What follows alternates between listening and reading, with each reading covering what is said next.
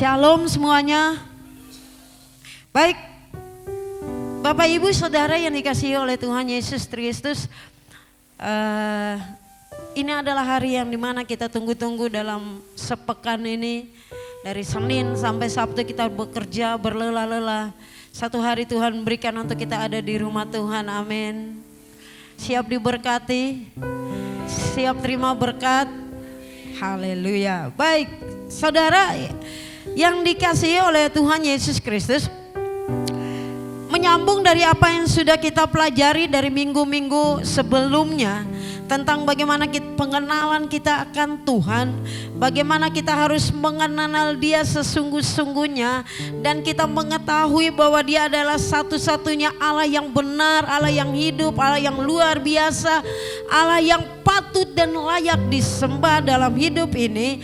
Maka dengan demikian kita tidak akan pernah berhenti, bahkan puas untuk belajar mengenal Allah.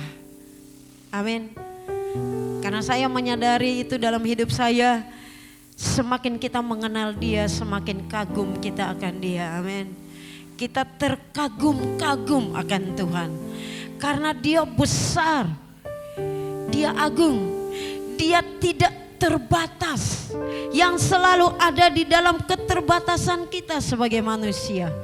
Karena itu waktu kita duduk diam di rumah Tuhan saat ini, mari kita buka hati, kita buka pikiran kita, dan kita mau dengar tentang firman Tuhan. Keluaran pasal 14 ayat 1 sampai dengan 14, saya ambil firman ini untuk kita bahas bersama-sama, kita belajar mengenal Tuhan lebih baik lagi dari pengalaman orang Israel keluar dari tanah Mesir, dari pengalaman mereka dituntun oleh Tuhan masuk dalam tahap pertama dan kedua dan sebagainya, dan kita belajar dari apa yang sudah mereka alami. Bapak Ibu, saya sering kali bilang begini, waktu kita belajar firman Tuhan, kita belajar apa yang sudah dilakukan oleh pendahulu-pendahulu kita. Itu menjadi pembelajaran kita di hari ini dan di kemudian nanti. Amin. Kita belajar untuk hati-hati. Oh, dulu Musa pemimpin seperti ini. Dia dihujat, dia dimarah. Pemimpin-pemimpin belajarlah dari Musa. Amin. Oh, dulu orang Israel itu responnya seperti ini kalau ada masalah, ada persoalan. Dan Tuhan marah atas respon mereka. Kita belajar untuk sekarang tidak lagi seperti itu, amin. Nah Bapak Ibu, waktu kita belajar, kita baca firman Tuhan ini, kita lihat Bapak ada beberapa hal yang ingin saya bagikan dalam kesempatan hari ini. Yang pertama, waktu Tuhan menuntun orang Israel keluar dari tanah Mesir, ya, Tuhan menuntun mereka dengan tangan yang kuat itu lewat kepemimpinannya Musa, tapi Tuhan mengeraskan hati Firaun.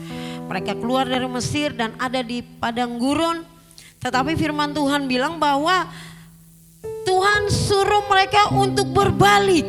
Berfirmanlah Tuhan kepada Musa demikian, katakanlah kepada orang Israel supaya mereka balik kembali.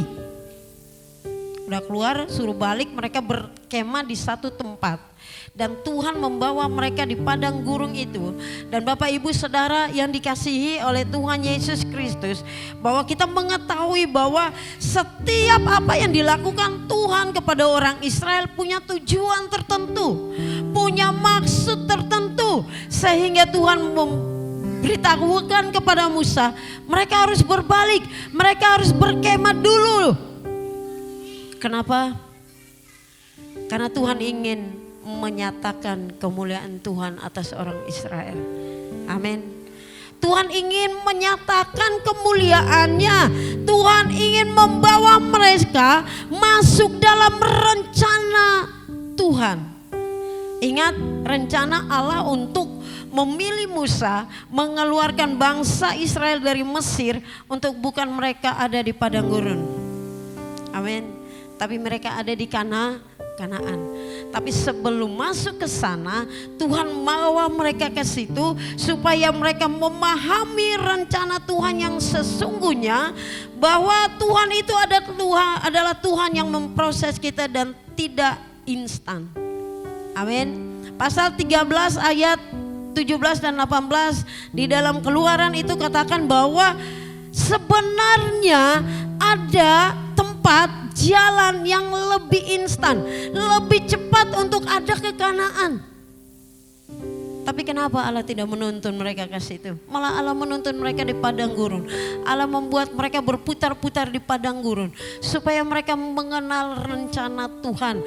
Mereka mengenal kemuliaan Tuhan. Mereka mengenal siapa Tuhan itu. Sehingga waktu Tuhan bilang bahwa seperti ini, aku akan menyatakan, ayat 4, aku akan menyatakan kemuliaanku sehingga orang Mesir mengetahui bahwa akulah Tuhan.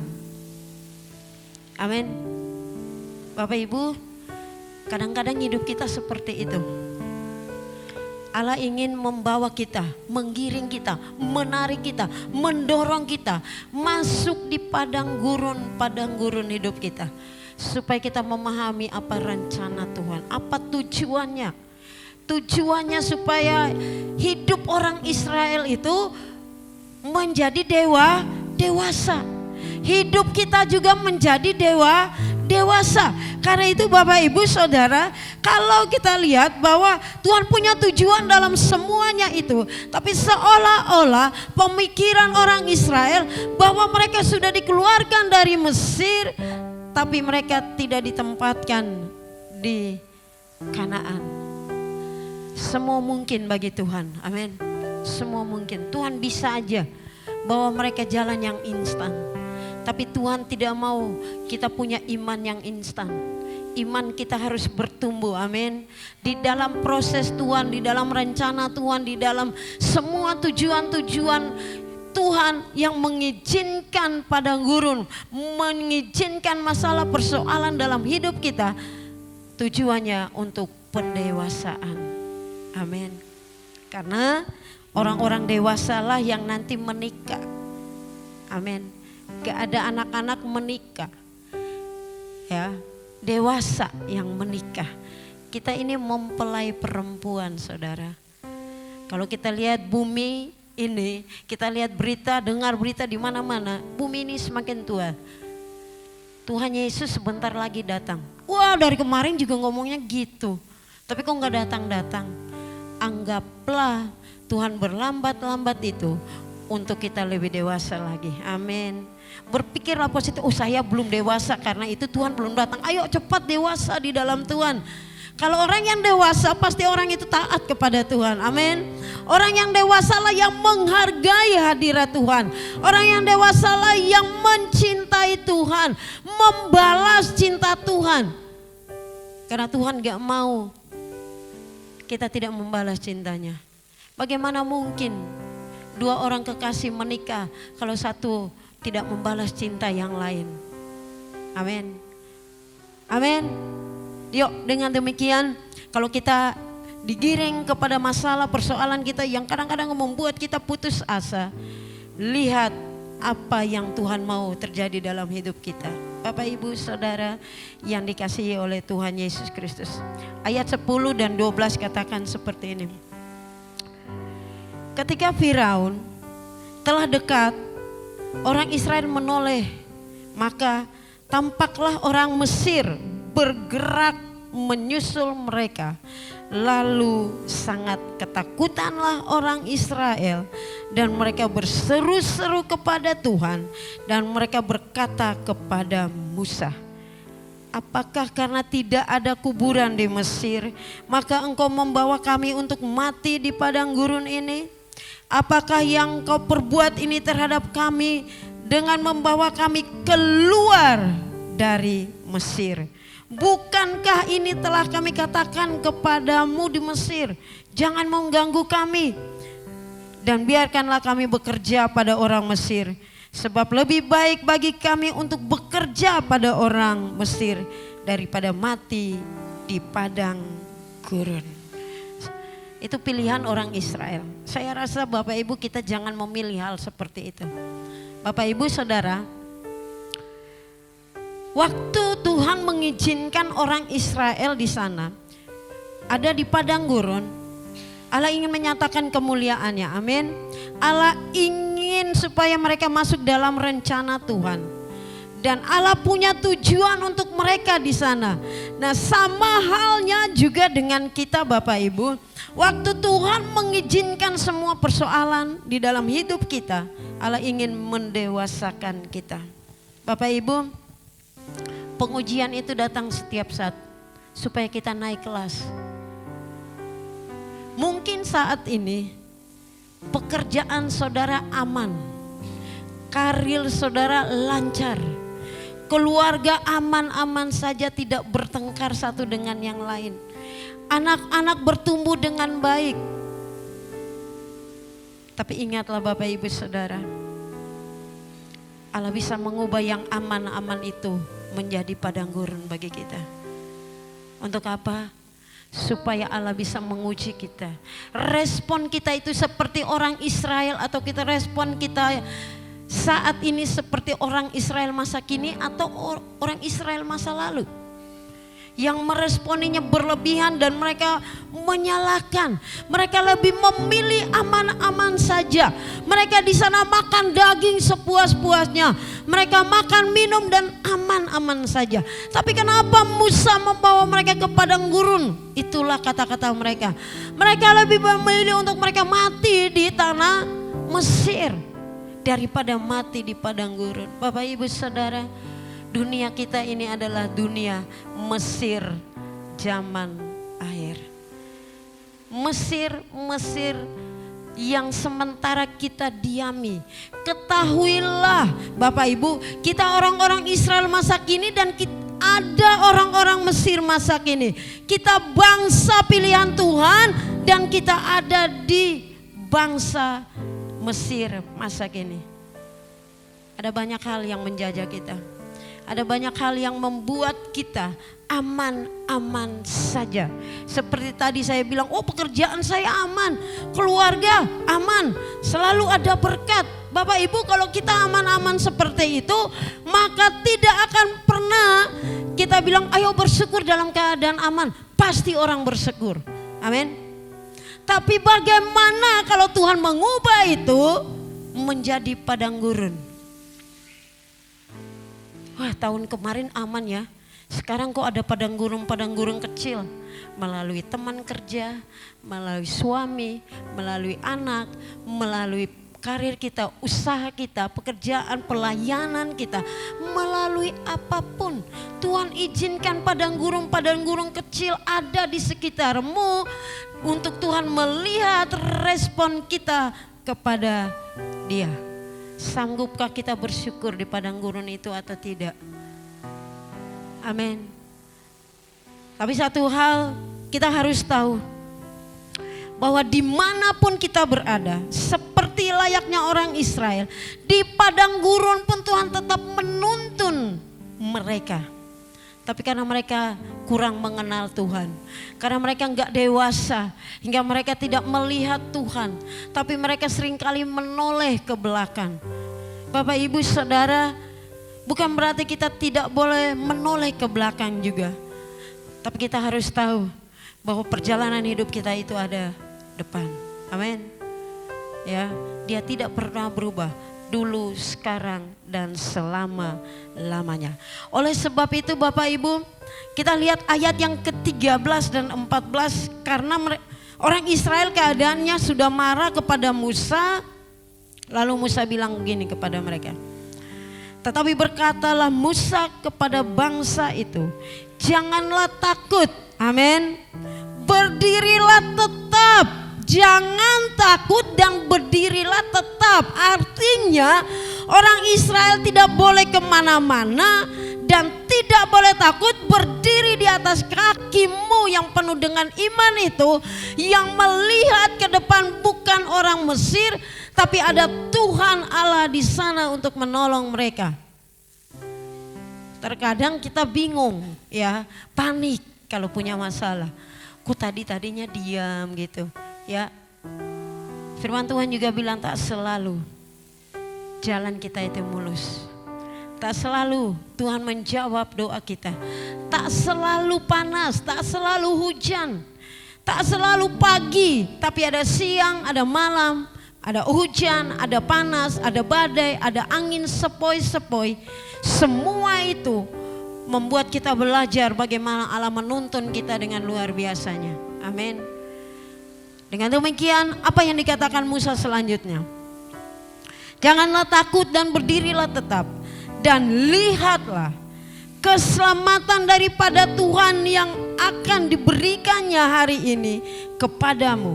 Sebab orang Mesir yang kamu lihat hari ini tidak akan kamu lihat lagi untuk selama-lamanya. Amin. Ada banyak orang Mesir, tadi saya bilang, ada banyak orang Mesir menyelip di dalam kehidupan kita. Di kantor kita, rumah tangga kita, di sekolah kita, di pelayanan kita, dimanapun kita berada. Ada banyak orang Mesir. Orang Mesir itu pengganggu. Tuhan izinkan ada di situ supaya fokus kita itu melihat orang Mesir apa lihat tangan Tuhan yang terancung dan menolong kita. Bapak Ibu Saudara yang dikasihi oleh Tuhan Yesus Kristus. Tapi kenyataan firman Tuhan bilang bahwa kepada orang Israel, orang yang Mesir yang engkau lihat hari ini tidak akan engkau lihat untuk selama-lamanya. Artinya genap dengan apa yang dikatakan oleh firman Tuhan di perjanjian baru, bahwa kesusahan satu hari cukup satu hari. Amin. Kesusahan hari ini cukup hari ini. Jangan besok lagi. Karena itu kita tinggal tetap. Jangan takut, tinggal tetap. Artinya pertolongan kita datang dari Tuhan. Jangan cari pertolongan dari yang lain, tapi carilah pertolongan dari Tuhan. Karena Tuhan yang berhak menolong kita, dan Tuhan juga yang berhak menentukan siapa yang menjadi penyalur penolong itu. Paham maksudnya? Amin. Jangan kita yang tentukan ya, tapi biarkan Tuhan yang tentukan. Ayat yang 14 katakan gini, Tuhan akan berperang untuk kamu dan kamu diam saja. Amin. Tuhan yang akan berperang. Tuhan mengambil alih semuanya. Tuhan mengambil alih semua masalahmu. Tuhan mengambil alih persoalanmu.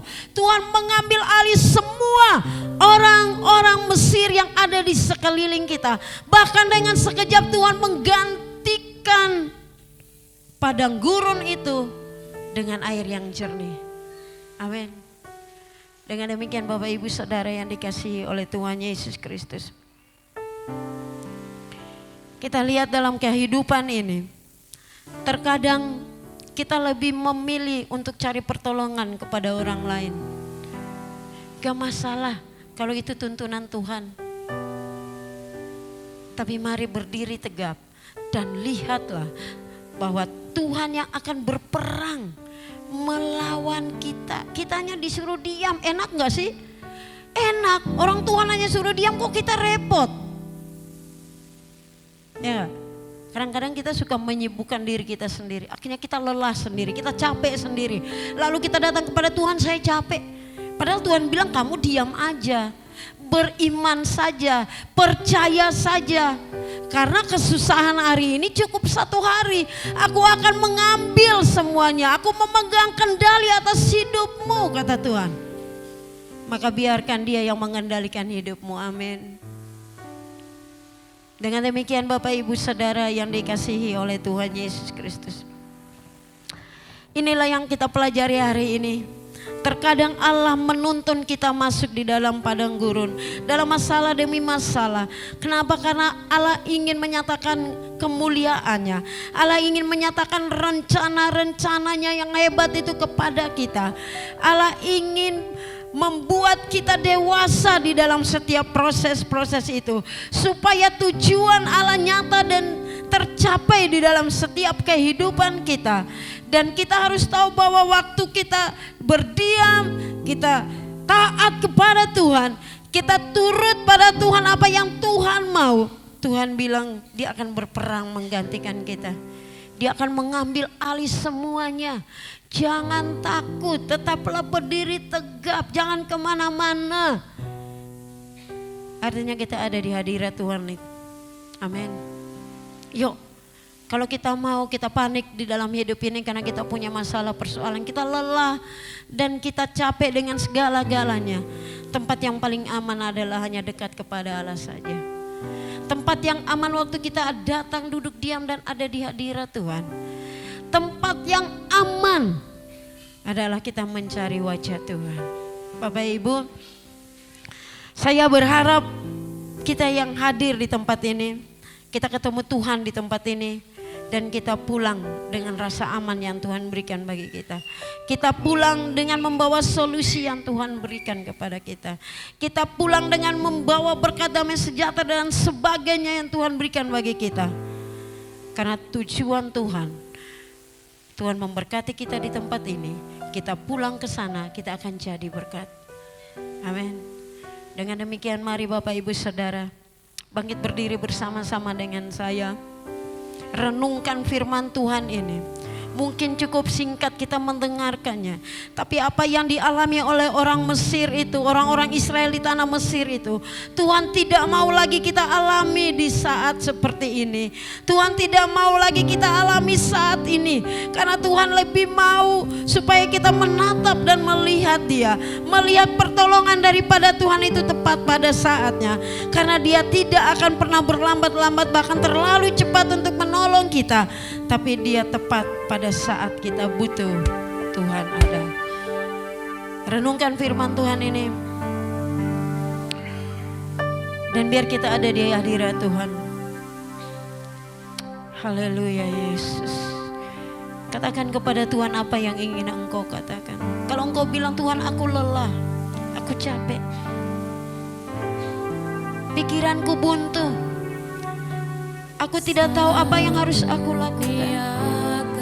Datang kepada Tuhan. Walaupun dunia sekitar kita mengecewakan kita, tidak ada harapan di dunia ini, tapi satu hal Tuhan mau hari ini, selalu ada harapan di dalam Tuhan. Bagi saya dan saudara yang percaya kepada Tuhan. Haleluya Yesus. Terima kasih Tuhan.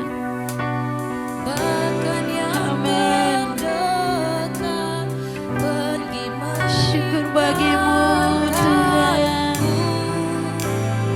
Yesus, Engkau terlalu baik bagi hidup kami.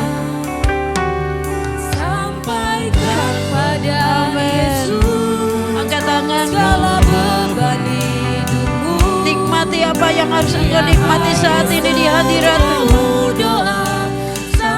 Haleluya Yesus. Sampaikan pada Yesus, Terima kasih Tuhan. Amin, amin. Dia mengerti air matamu dan memulihkanmu. Mari dari awal sama-sama kita angkat pujian ini dengan hati. Tuhan mengerti, Tuhan peduli, Tuhan tahu engkau capek, Tuhan tahu engkau tidak kuat, Tuhan tahu engkau terbatas, hingga Ia ada bersama-sama dengan engkau. Haleluya Yesus, terima kasih Tuhan. Saat dunia menyakitkan, Amin, amin, amin Tuhan. bahkan yang Ya Rabbashana, ya Rabbashiki, ya Rabbashana. Haleluya. Dia ada. Sampaikan pada Yesus, Ini kami anak-anakmu di hadapanmu Tuhan. Kami ingin memberitahukan sesuatu yang ada di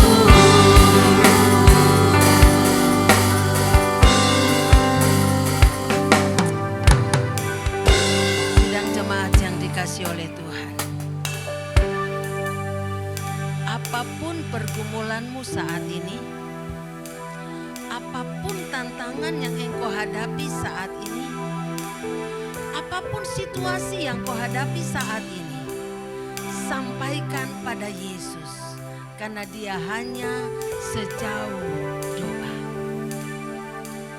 Kita bersyukur memiliki Allah yang tidak pernah meninggalkan kita. Kita bersyukur menjadi anak Tuhan yang selalu memperhatikan kita, yang tidak pernah meninggalkan kita dalam situasi apapun. Terima kasih Tuhan. Kami bersyukur kepadamu karena kami memiliki Allah yang selalu peduli kepada kami. Biarlah Tuhan akan terus mengingatkan kami bahwa Engkau selalu ada bersama-sama dengan kami dan tidak akan pernah meninggalkan kami. Bahkan ampuni kami Tuhan, kalau sering kali kami yang meninggalkan Engkau.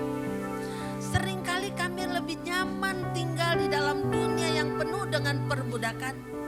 Seringkali kami seperti orang Israel yang lebih rasa nyaman tinggal di Mesir yang memperbudak mereka. Dan Tuhan ampuni kami kalau seringkali kami pun seperti itu. Tapi pada pagi hari ini Tuhan, kami datang kepadamu. Beri kami telinga seorang murid yang selalu memasuk ke dalam proses yang Tuhan izinkan buat kami. Biarlah kami mau melangkah dan mengikuti pimpinan-Mu ya Tuhan. Hamba tidak tahu apa yang menjadi beban hidup jemaat-Mu pada pagi hari ini. Tetapi hamba percaya bahwa Engkau Allah yang mengenal kami satu persatu dengan beban dan pergumulan kami satu persatu. Dan Engkau adalah jawabannya.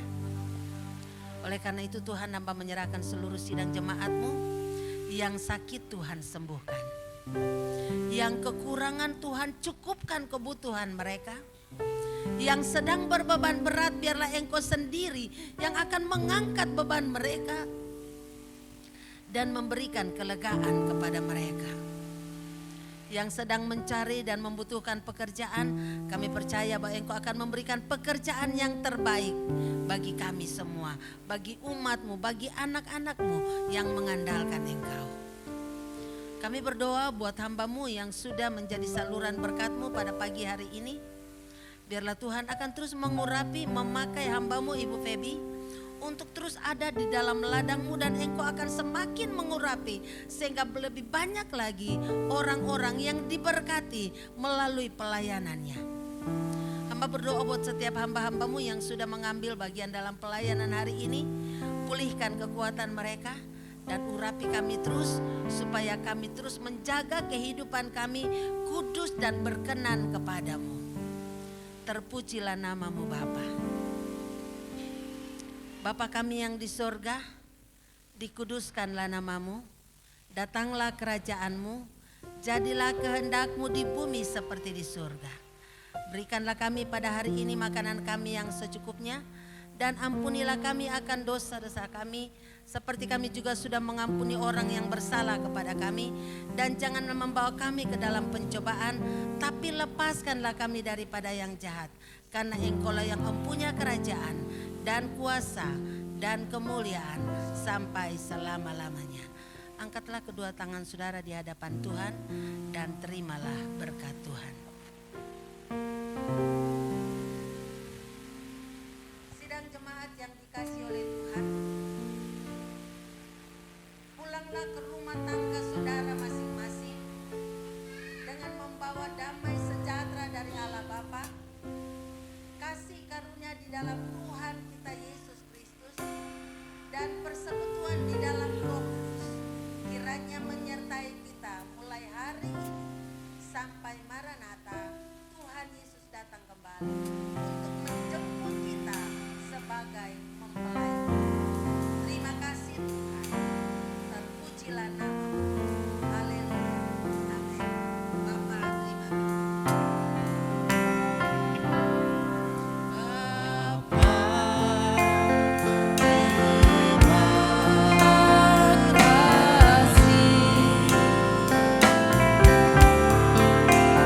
Bapa